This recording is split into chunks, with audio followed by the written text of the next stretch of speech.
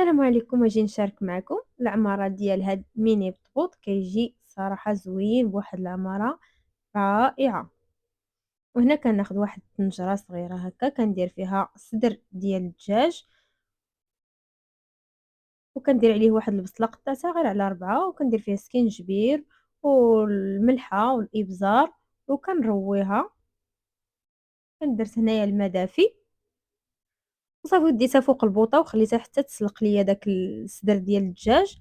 صافي وصفيتو وخليتو تسقطر ودرتو في الهاشوار وهشيتو، ما طحنتوش بزاف، طحنتو غير شي شوية. خديت لي زيبيرا من بعد ما غسلتهم ونشفتهم حتى هما طحنتهم في الهاشوار. خديت المقيلة ديالي درت فيها الزبدة، صافي خليتها حتى دابت.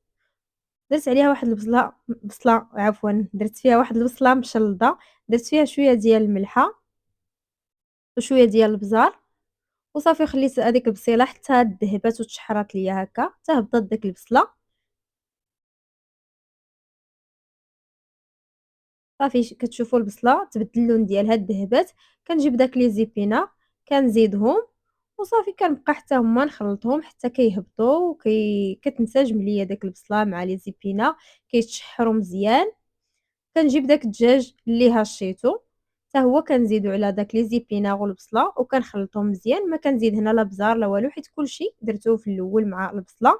هنا كتجيبوا اي جبن عندكم كتستعملوه، زدت عليه واحد 2 معالق ولا 3 د المعالق كبارين ديال الجبن. صافي شحرت داكشي مزيان وحطيته حتى برد، وصافي جبت البطبوط كان عندي واجد هنا.